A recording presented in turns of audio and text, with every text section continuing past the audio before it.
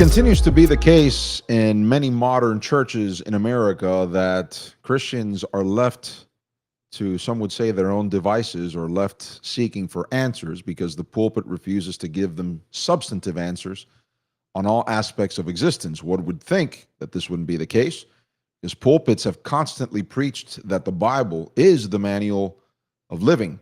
However, upon closer inspection, what we find is that modern pulpits refuse to touch upon what is happening in modern culture and how to approach this from a Christian vantage point. One of those areas in which Christians are suffering because of a lack of information, and therefore they're left to appeal to the void that is filled in now by the church, or rather left by the church and now filled in by secularism, is that of relationships, more specifically marriage, love, etc., etc. Now, side note, it doesn't really help that many churches have actually embraced LGBTQism and that whole cult and everything that it does to pervert sexual morality, biblical sexual morality. But that's another topic for another day, although we may allude to it at some points because there are some underlying things that become very vivid when we enter into the studies that we are going to be quoting this evening. Nevertheless, back to the point. What ends up happening is that many Christians come to believe these things that are happening in the world, they will not infiltrate themselves into church circles. However, what I just said happens to be a problem because if the church doesn't prepare Christians and Christians don't prepare themselves to confront what is happening in the world, eventually what happens in the world will infiltrate itself its way into the church. Hence, the problem of relationships. A lot of Christians have noticed the gulf, the wide gulf and tensions that now exist between men and women in the world. But unfortunately, that very same problem has now become an issue, standard issue, some would say, inside of churches. And that is what we are going to talk about this evening on this live stream of Irrespective. Welcome each and every one of you to this new edition. For those of you that might be meeting us for the first time, my name is Gio, and this is my co-host, and I am his, Jesus. Good evening, friends. We live in a strange time. At times, I feel like I am trapped in an episode of The Twilight Zone. I remember seeing something that I thought, this is strange. People gathering at different Starbucks, not to talk to each other, but to chat with people in other places, even though they are surrounded with other people that seems like they want to have a conversation. And I said, this is strange. And then one of the early dating apps came out, and they basically promised you that they could match you up really nice with the opposite sex. That part, I guess, was good. But then they also started moving in the area of we can match you with your same sex. But anyway, they said they would use the psychological profiles to get you the best match possible. And then the people that were supposedly able to get along because they were a psychological match, they started getting divorced. And it seems like they weren't all that compatible. At one point or another, the dating apps became so popular that it wasn't just Starbucks. It's a churches full of people, young people, single Right. people, and instead of looking to talk to each other and perhaps date and start a relationship, they started using Christian dating applications. And I mention all of this because this is a state of relationships in our country. It seems like people are looking for something, but when you ask what exactly is it that you're looking for, you find out that there's mischief in the background. And it's not just that I want to have a family and I want to have kids and, I want to do something with the rest of my years and move in agape love and, that sacrificial love for my wife and my kids, vice versa. There's a lot of selfishness involved in today's dating scene. And I think we're going to tackle that today. And it needs to be tackled because, as you were saying, for many, many years now, the pulpit has decided and more or less went along with the idea that certain topics we will not touch. Therefore, let people figure it out. Christians, let them figure it out if they can, using some Bible app or maybe some Christian counseling service, because we will not be touching these issues from the pulpit, but we are. But curiously enough, and there's a contradiction in this, they won't touch on it from the Christ-centered perspective.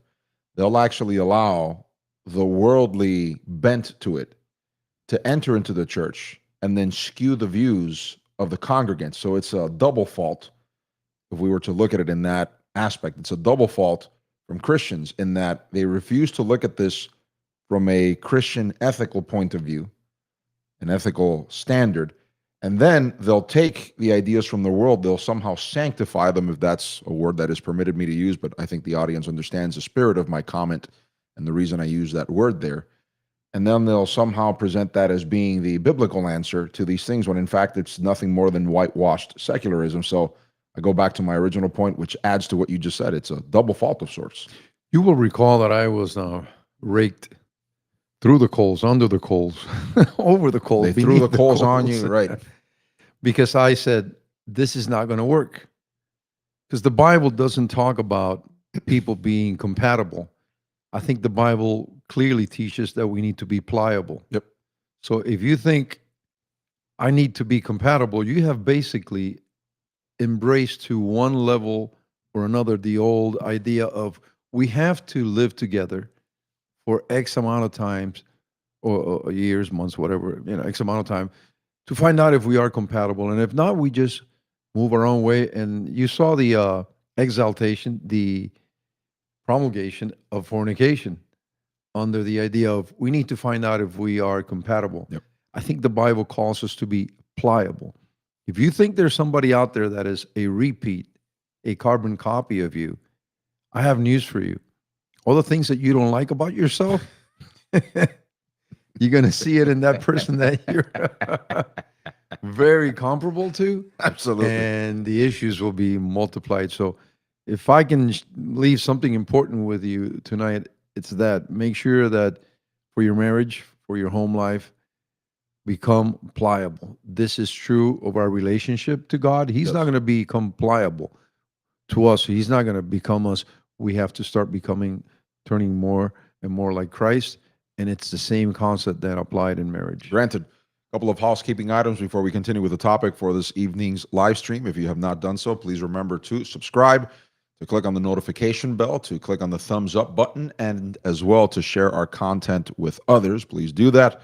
Interact with us by asking your question or placing your comment in the chat on either Rumble or YouTube. If you have not done so yet, follow us on TikTok at The Irrespective is the username. We also encourage you to donate. It helps us to continue to put out this content for your edification. There's a QR code in the upper left-hand corner of the screen that you can scan. Conversely, there is a link in the description box underneath the video player that you can click on. And last but not least, if you have not done so, follow us on X at Irrespective77. Now, a lot of the information we're going to be sharing with our audience this evening will be from an article that was posted recently on zerohedge.com. Pretty good website for those of you that have not maybe checked it out. If you want to go past what the mainstream news media is withholding or lying about, it's a pretty good website to give you a bit more substance on the daily news, including business matters, social matters, as we are going to quote from them this evening. And the article is titled, "The State of Love in America, It's Not Looking Good." Dating and relationships in the U.S. have changed dramatically in the past decade, and I think that's an understatement in a sense. Once heralded as a vast clearinghouse for unlimited hookups and endless partner options, online dating apps have all but imploded compared to their peak from 2016 to 2021. High traffic apps like Bumble have lost 90% of their market value. Tinder has lost 40% of its user base since 2022. Match group apps have lost around 50% of their engagement since 2019. The word on the street is the apps are cancer and no one serious about dating actually uses them. Why? Female hypergamy is the clear culprit. Now, for those of you that might ask, what is female hypergamy? These are phrases that are used in certain spaces in online discourse that one has to become familiar with. Because if you're not, these things will fly over your head And it's important for Christians to understand what the words are that are being used in these discourses to engage the topic and to think critically. And what I mean by think critically is to use biblical discernment in these things, weigh them against what the Christian ethic is, and you take what's good, you leave behind what's bad, you denounce what is bad. And it's the same thing with this concept, although there is truth to this concept of female hypergamy, and it will explain it. The article will shortly. Female hypergamy is the clear culprit, the fantasy that the grass is always greener on another man's lawn. Data from match apps indicates that the average woman will only swipe right, meaning demonstrating interest in that particular candidate when their profile appears on the application, on only 6% of all men in any given dating pool. 6%. Meanwhile, the average man will swipe right, meaning this is a girl that I think I'd like to talk to, around 60% of women. This means that the majority of American women suffer from delusions of grandeur and refuse to settle for men that are equal to them in terms of looks and career. The end result is an increasingly desperate mob of mid-level women all fighting each other for access to the top 5% of men. Men who might sleep with such women, but also men who have no reason to settle down with them. I think we need to pause here because there was an online commentator that made, I think, a very, very important point. And you might disagree with the conclusions, saying, well, I don't like the framing of the issue, but you still have to recognize biological realities, irrespective of whether or not people are practicing that particular thing or not. This woman, she goes on to state as follows. When you look at, and they use the phrase in psychology, power dynamics. When you look at the power dynamics with respect to women and men, specifically in sexuality, women in dating, as it were, have the power dynamic because they control access for the men. However, what's not talked about, and she's right on this matter, is that now that power dynamic flips when we're talking about male to female commitment, that now the power dynamic shifts to the man because now he becomes more picky, more choosy, as it were, more discerning, I guess would be a proper term, as to who he is going to, as it were, marry or who is going to become his wife. It's a true statement. I was listening to a presentation by a female whose expertise is relationships. And she was taken to the whipping post for her comments. This is a female. She said, single women choose who they sleep with. In other words, who they will fornicate with. And so when this is happening, single women choose. The guys can ask. Some guys beg, others pay. This is just the way the world is. But women, single women decide if they will have sex with this one or the other one. And then she flipped that thing, and this is what got her to the whipping post. She said, when it comes down to marriage, Oh boy, single men decide who they will marry. And they usually don't want the women that went around deciding who am I going to have sex with, right. or who they would be having sex with. It's interesting. So her own cohort, meaning women, criticized her for stating an obvious reality. You were talking about the power dynamics, and then it's flipped. While the women are out there single and supposedly looking, and we'll get more into what it is that they're looking for in their searches and as they approach the dating sites, they have the power. They seem to have the control. I'm not going to sleep with you. I'm not going to sleep with you either. I'm not going to go to bed with you either. Oh, you I'm going to go to bed with. When the dynamic is flipped, it's not just about who I'm going to have sex with. Who am I going to marry? Right. Now the men decide, and I think this is fair play. Sure. I choose who I will marry, and I will not marry you. And it's interesting because sometimes when the single women are looking for these good-looking guys with money, perhaps a degree, because that's what the majority of single women in the dating apps are looking for. Most of these guys, for a season, they will go for the sex, but Sure. when it's time to get married, they have no interest in these women. Correct. And now these women are upset. Yep. Of course, you and I are going to be taken to the whipping post just for talking about this.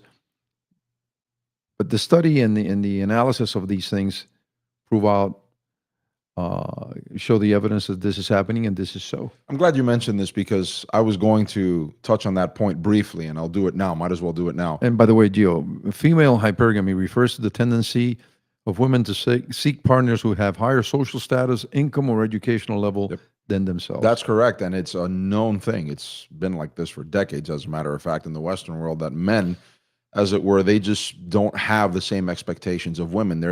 It's been said, one common example that is used in the dating conversation space online is that if you were to compare your average woman looking for a six-figure salary man whom is going to the gym regularly and has upward mobility, et cetera, the average man, as it were, that has, let's say, average prospects will no doubt, as it were, look to marry a waitress at a restaurant or a barista at Starbucks. They're not picky and choosy as many modern women are. Now, if you'll notice, our commentary is going in the direction of criticizing feminism, and we'll get there. But I need to say this because I know that some people that are watching this episode, they're watching this live stream, and they're accustomed to listening to Christian podcasts and Christians live streams. Let me clarify two things. We've said it before, and we'll continue to emphasize it. Irrespective exists with one main goal in mind, and this is to challenge conventional Christianity. We've said it before, and we continue to say it again. This is why we opened with the statement we opened with in the cold open. One of the shortcomings that the church continues to have is that instead of speaking to these things in a Christ manner, in a Christ-like manner, they refuse to engage the subject, but when they do, they succumb to the secular pressure, and then they just try to Christianize it in some way, shape, or form, which is in no way Christ-like. That's number one. Number two, when we start giving you, when people like ourselves start quoting the realities of what we see in the world, we're not endorsing that. Some people automatically jump to the conclusions. The reason they're quoting this is because they're endorsing it. We're not endorsing these ideas. We're just reflecting the reality of the situation with the stated goal of, again, counteracting what has been the practice of many modern churches and so-called ministries up until this point. They say that they're prepping you. They say that they're speaking about these important issues because they say the Bible is the manual for life. But yet, when you scour through the online sermons, when you scour through the podcast, when you scour through the books, when you scour through those resources, you find that those resources are actually lacking. They're not giving you anything of substance. They're not dealing with what is actually happening in the world and telling you this is the way, as it were, the Christian ethic deals with this situation. So don't blame the messenger. Don't send fiery coals to the messenger. We are, as we said, our stated goal from the very beginning when we started these live streams is to challenge conventional Christianity. This is a place where conventional Christianity has fallen short, and we're simply filling the void that it has left. And you must also be aware of the lies that come to the forefront once the scam has been revealed, and one that takes place as it pertains to dating and what women are saying. They're saying this one quite often. The thing is that most of these men that would want to date us, they're really scared of us. They are afraid of a strong woman, a powerful woman, a woman who stands for herself. And this is why they want to date us. They think they want to marry us, but we don't want any part of them. We want these men that are really, really strong. And as it turns out, that's not what they're looking for. That's not how they are swiping right. It's about the money. Yes. It's about the place in society.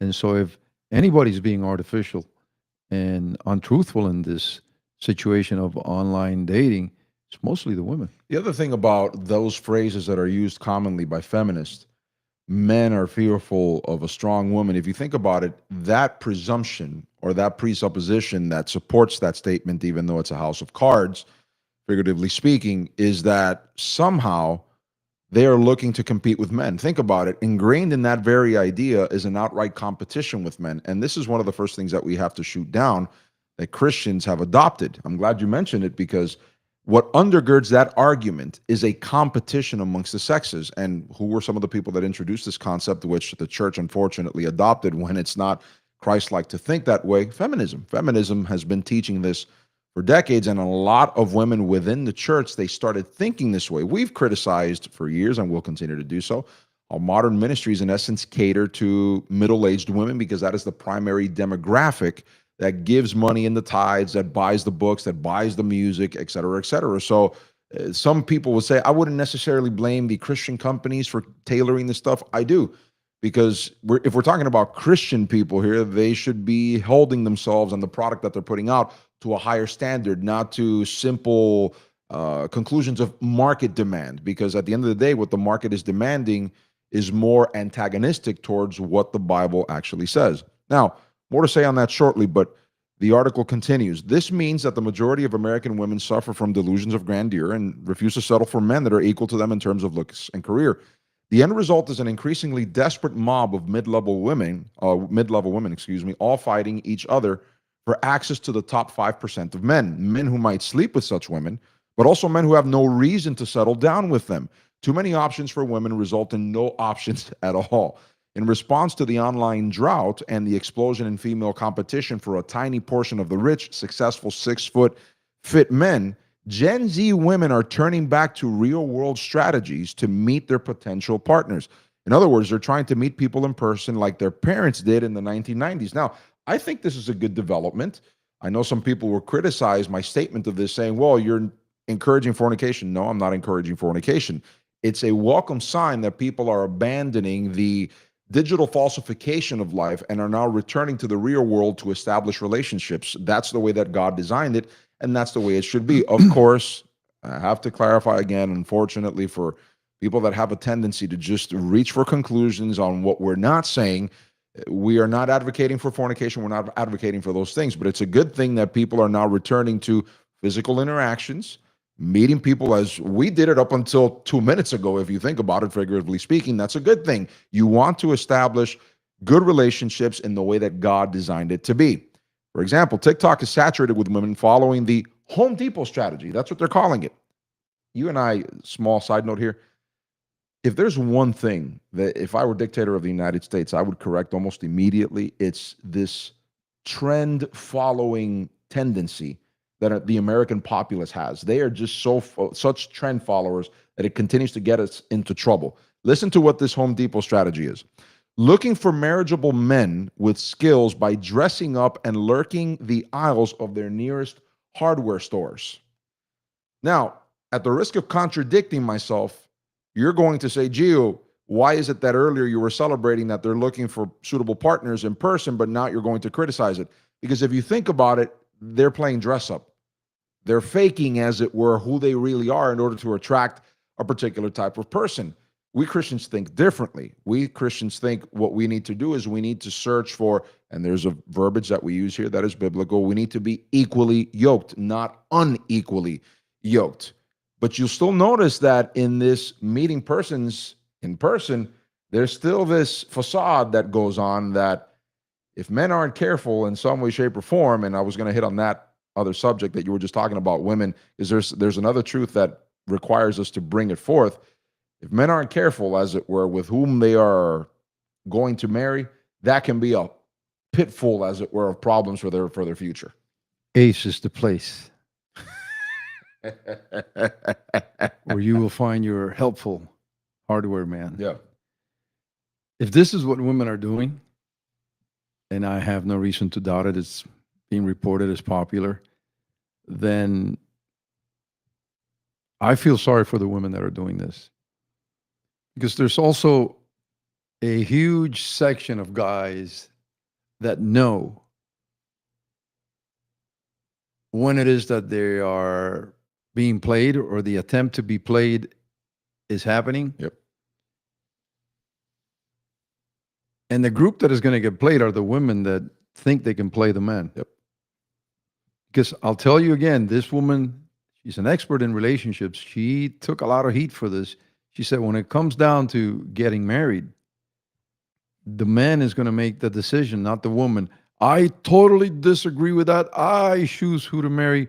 I think she made a very strong point, very real point when she said, women, when they're single, they choose who they're going to have sex with. But getting married, that's a whole different ball game. And most especially now that things have changed so much, guys just don't want to be involved in a situation where going home is going to your own personal lake of fire. For the most part, guys are simple. We want to work. We want to bring home money. We want to protect our family. We want to protect our kids. That's what we're all about.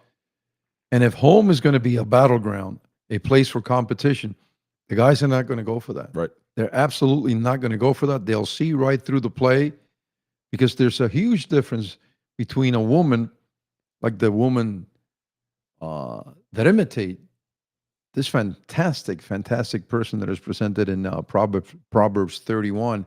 This is a woman who was involved in business and decision making.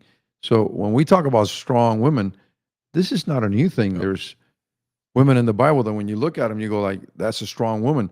And they formed great homes, great marriages. And so I think men can be very simple, but we can see the play that is being put on us. And for the most part, and this is, I'm going to say, a lot of people are going to not like it, but I'm going to say it. If the guy feels that he's being played, he will go to the sex bed, but he won't marry. Yes.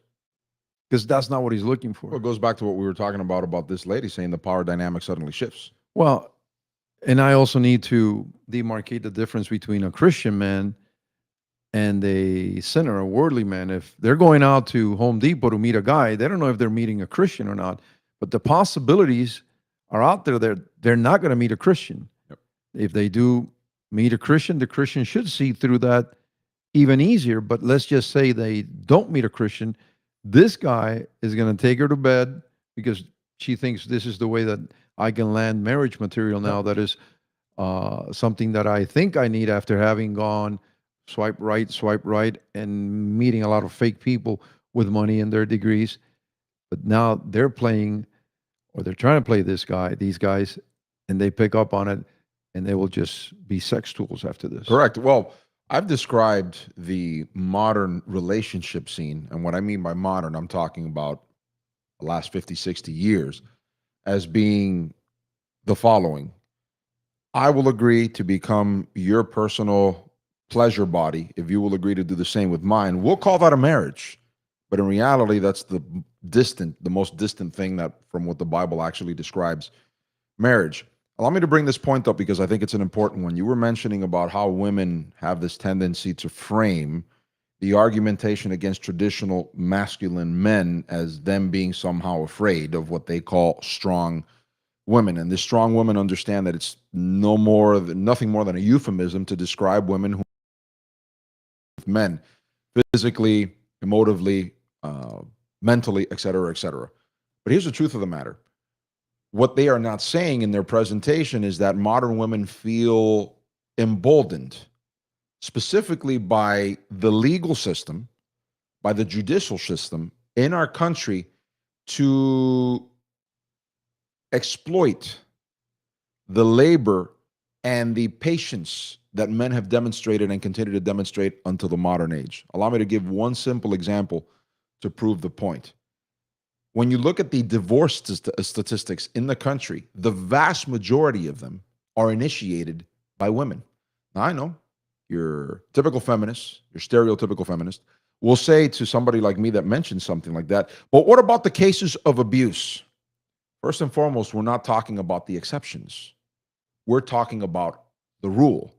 The rule being that the statistics continually show that the vast majority of divorces are initiated by women in this country because they, quote, marital dissatisfaction. And the number one reason that they give in these cases in court, you know what it is?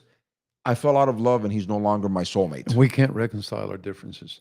Well, wait a minute, I thought you guys were compatible. And then here's the problem. Now the man is faced with, if he's a person that, for example, had a business and he brought it into that marriage, now he's facing the prospect of the judge saying, well, guess what?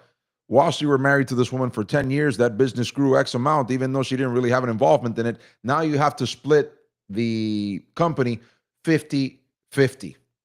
One example I'll give you, and I hate to use him as an example because I just don't like the guy for everything he stands for, but it's a case in point. Look at Jeff Bezos.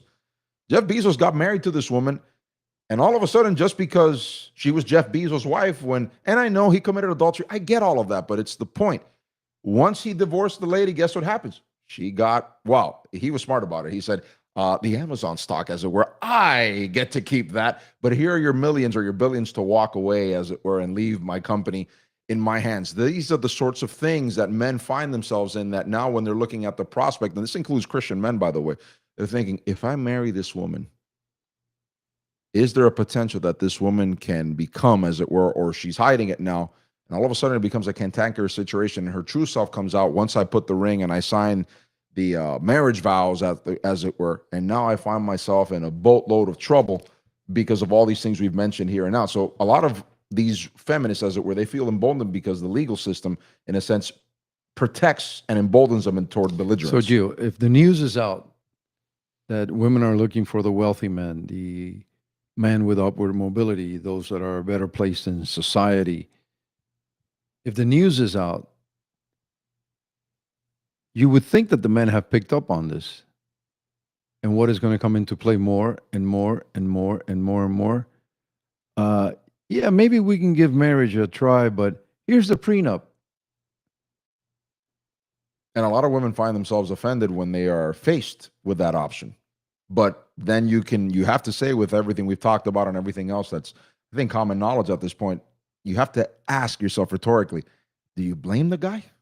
And it works both ways, by the way. I can understand it if a woman has reached success in life and she falls in love with this guy that she's not sure if he's just after her for the money, because it happens on the other side. I'm not going to dilute myself. Then what comes into play? The prenup. Yep. And I think as the years roll by, if the Lord tarries, we are going to see more and more and more marriages filling out that document, because people distrust each other so much and they see marriage as a place of competition, of contention, that they'll go, maybe we can make it make this work for a few years, but after that I think it'll fall apart. I hate to say this, but I'm going to say it. I recall listening to the news about Paula White getting divorced many years ago, before she married the rocker. Just saying the name, when you say that, it makes me cringe, because she is a cringeworthy person. But I think it needs to be mentioned, because this is a woman who supposedly leads a flock and she reads her Bible, and she can take any verse in the Bible and make it say you need to give money to Paula White. But she was married to a pastor, and they were like a power couple in the world of Christian dynamics. And she went on to state, this is what was reported, that they were married for, I think Randy White was his name, if I'm not mistaken, 10 years. And that was a successful marriage. Before she was seen, and there were allegations that she was doing something uncouth with Benny Hinn, and now she married the pianist from well, the point is Journey. that if 10 years is successful, how about the people that used to marry because we love each other and we're going to make this work? This is for life. This is for life. Right. Exactly. What did they have? A glorified marriage here on earth? 10 years is look at the words that are used, successful marriage. I'm going to use something that in our conversations you've used as a joke. In that case, I guess those people would have to be considered stalactites and stalagmites. A couple of final things here, folks. The idea, by the way, the Home Depot strategy, as they're calling it, the idea has met with mostly failed results. The apps are only part of the problem. In 2025, approximately 63% of men aged 18 through 29 in the U.S. were single, and 34% of women the same age range were single. Women hit their loneliness epidemic, that's what they're calling it, later in life, with their chances of finding a partner quickly diminishing after age 30. Projections indicate that 45% of women 25 to 44 will be single and never married by the year 2030. Oh, they're in trouble because medicine is telling them that they should have their babies as young as possible. But what is feminism taught? Hold that off until your 40s because your career comes first, et cetera, et cetera. But by the time they're so-called established in their careers and they have kids, they have issues because their body isn't playing, as it were. They can always adopt kids and go through the Nicole Kidman syndrome. The media spins this trend as a positive consequence of women finding more satisfaction in pursuing career over marriage and family, but this is a fallacy. Women's happiness and reported mental health has been in steady decline since the rise of second wave feminism in the 1970s. Women consistently exhibit worse mental health than men despite reporting greater satisfaction with their economic prospects. Interesting. The trend tracks almost exactly with the increase in women choosing work over husbands and children. It's almost as if they're going contrary to God's design. But we say it, and we're just antiquated so-called preachers. But then the stats show that if they go contrary to what God designed, it's a failure. But the stats prove it, and well, the science, Like science the says so. Angelina Jolie style, that modality. Is that what we're talking about? I'm I mean, I telling you. can continue to rattle off names that people recognize, and the reason I do so is because you see a lot of young people modeling their lives or fashioning their lives after these people because supposedly they are modeling the way things should be done, except if you wait 5, 10, 15, 20 years, you go like, that's a disaster. Yep. Well, it didn't start 10 days ago, 10 weeks ago, 10 months ago. It started 10 years ago, but you knew it was going to end up in this place where it ends up, a place of misery, of suffering, traveling to different parts of the world. I'm going to pick up a kid here and I'm going to pick up a kid there. And, I am just announcing that I am a great person. We are adopting babies from everywhere. 20 years later, it's a mess what those kids go through. Yep. And the separation and the divorce and the anger. I mean, it's just a mess. So, by the way, adoption, contrary to what many Christians have talked about, though you would have to say in some instances it's noble, it's not something that the Bible, as a matter of fact, recommends or even commands Christians to engage in. This is something that Christians have taken with respect to James and other passages about looking, taking care of the orphans, and they've taken it to this place where now it's almost like a commandment in your mind. You have to adopt children. The problem is that most people ignore the reality that comes with its own unique set of Stephen challenges. Curtis Chapman was into that. You went to one of his concerts, and then he would stop in the middle of the concert or towards the end, and he would start pushing adoption. Which is, I guess, is fine if you want to do it and if you think this is something God has called you to do. But I just find it so interesting that being a Christian today is about any and all things except preaching the gospel of Christ to others so that they will be saved. Well said. To put a finality on this is the final part of the article. To put it bluntly, relationships are in decline in the West because of women, not men. To be more specific, liberal feminist women have poisoned the dating pool and driven men to voluntarily walk away from the traditional dating scene. Evidence of this can be seen in the lack of male participation in dating events across the country. Singles mixers in every major city are reporting a flood of female participants and a lack of male attendees. Event organizers are giving up. It sounds an awful lot like modern churches where they're reporting that there's an overflow of women and just not enough men. One wonders why. Well, when the men see that, they run. Exactly. You wonder, think about that, folks. That's a bit of an oxymoron. If churches are the place where women are gathering, you would think that the men would flock there, but the men aren't flocking there. Why? There has to be a particular reason. Men in the U.S. are not lonely so much as they are deliberately avoiding exposure to Western women. Men who have the means are going overseas to countries with more traditional cultures, interesting, in the hopes of meeting women whom are not infected with feminism, women who actually have the capacity to put family above their own immediate desires. This movement of men is often referred to as the passport bros, and it is driving liberal women insane. Let me give you some simple advice here, folks. And I'll speak first to the men, and then I'll speak to the women here. I'll speak to the elderly a little bit later on, because there is one app that is, I can say it now, Gio, and then you can go ahead and finish. There is one app that I recommend for seniors. It's called and I recommend it wholeheartedly. I really do. It's called the Nearly Departed. Not dearly departed, the nearly departed. Nearly departed. And then if you do depart, you would be part of the dearly departed. Correct. So for seniors who have lost, their soulmate, their wife, their husband, whatever that happens to be, visit that website. I think you might find an old person there that is waiting to love you a few more days, and then it's over. It's nearlydeparted.com. That's a good one. How many people do you think will? They might start looking. There might be a Google search increase now for nearly departed app. Departed dating app. First and foremost, to the men, young men, I'm going to tell you this, and it's not going to be. There's no easy way to say it. The situation out there is very dire. It doesn't mean that it's impossible. Just because there's this overflow of feminism that has infected many young women's minds, it doesn't mean that every single young woman out there is infected with this toxin that perpetuates itself and that it destroys marriages, it destroys relationships, it destroys family ties, et cetera, et cetera. Not every single woman out there is infected with this. You just have to go out and search. I go back to what the Bible says. I find it interesting because throughout so many years, I heard Christians quoting over and over again this myth: if you pray for her, brother, God will bring you the woman. And then these very same people that prayed for their spouse eventually ended up getting divorced. And I wondered, so God was at fault for bringing the wrong person to this, or was it that it was a fairy tale? It was a fantasy that they had invented, wherein the Bible never teaches that. There's a reason that when you read the Old Testament, it says, he who finds a wife has found the benevolence, of Jehovah God. So when you read that, all of a sudden it makes it clear that we men are supposed to go out and search for that woman. She's out there. Yes, there's an overabundance of crazy libtards. I get it. But it doesn't mean that every single woman is a libtard. Now, for the women. But wait, Joe, if a young man is truly wanting to marry a Christian woman, maybe if you try hard enough, you can go to a convent.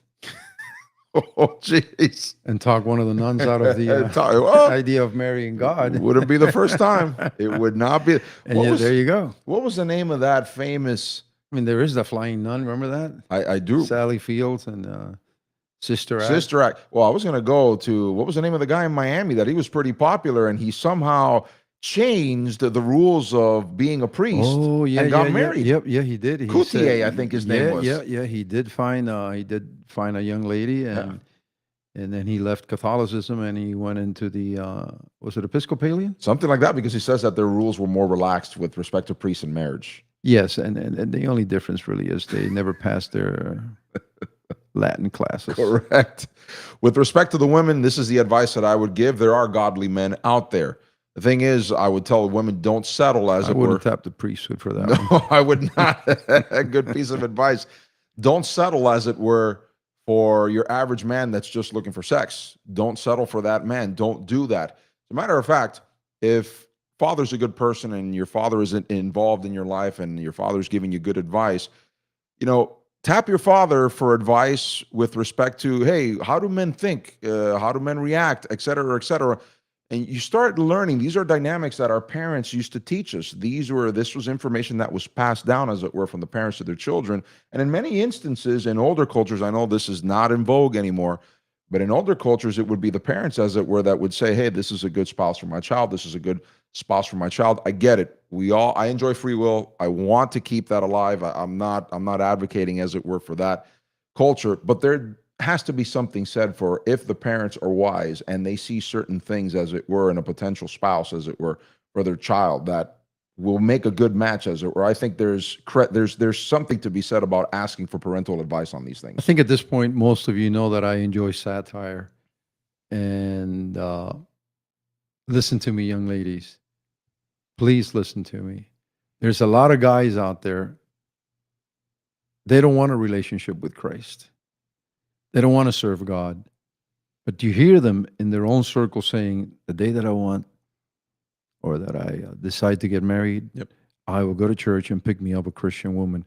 Be very aware of that. They will go to church. They will fake being a Christian man. All they want is a good woman to marry. And then they will lead you away from that. So for the young ladies, young women that might take a look at this, talk to your dad, talk to your grandparents, and get some wisdom from them, because not all the guys that show up in church are true Christians, wanting to serve Christ, wanting to serve God. A lot of them show up in church because they go, I don't like the women that are out there. I am going to come into church. Take me a woman, and slowly I will steer her away from the Christian faith, and we will be happily ever after. And then you see these young ladies coming back to the pastor saying, mistake. He fooled me. He's not a Christian. He doesn't want to come to church. He doesn't want to raise the kids in the faith and admonition of Christ, and so on and so forth. So please pay attention to that piece of advice. Again, those of you that have tuned in on more than one occasion, you guys know that I enjoy satire, and I'll say certain things like, look for a nun, or don't look in the priesthood. But there's experience behind these things that I say, and if you will listen a bit more carefully, or when I decide to get serious about it, you can avoid mistakes. And one pitfall for young ladies is the guys that they show up in church and you think, oh, this is a nice Christian young man. Some of them are, but a lot of them, they just make a decision. The day that I decide to get married, I'm going to start going to church, and I'll pick me a woman from church. That trend has also reversed itself, where now even men also have to be careful on the opposite end as well. A lot of these women have been doing OnlyFans videos and things of that nature, and they think, well, now I can infiltrate myself into church and try to hook myself onto a man, because now they're past their prime, as it were, age.